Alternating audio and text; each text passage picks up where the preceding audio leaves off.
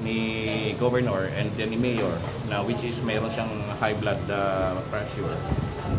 Meron naman kami ditong 3 nurses na personnel na round the clock na mag-rubing para tingnan ang kalusugan nila. No?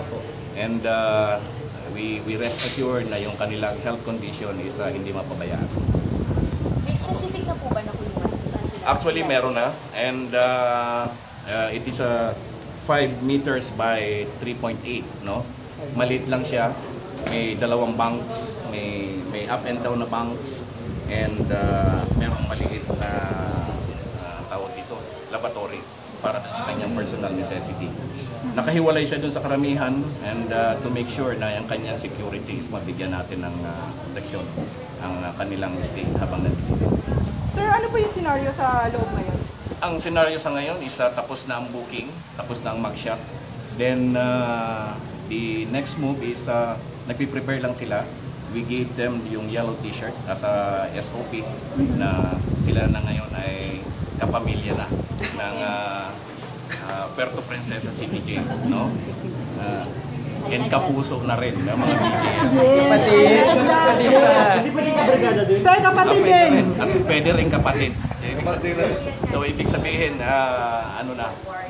yung ngayon, maya-maya later, haharap sila sa inyo para sa press conference. Sir, may posibilidad ba na lipat sila sa iba pang kulungan, hindi dito sa Puerto Princesa? Well, I cannot, siguro I'm not in the position to answer that, no? We will just leave it to the court, no? Pero for the meantime, habang ang kaso dinidinig dito, is mananatili muna sila dito sa Puerto Princesa City Jail. Sir, ano yung mood ni ex-governor?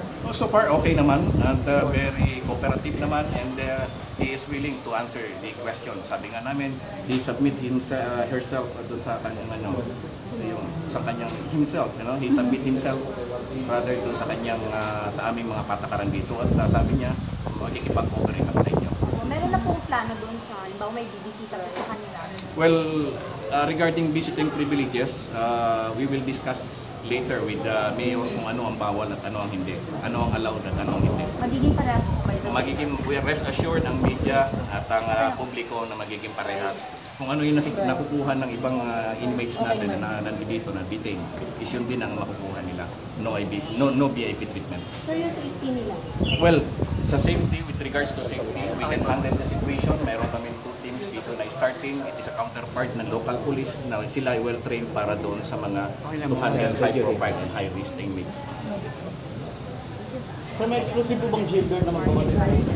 Well, actually, walang exclusive, pero we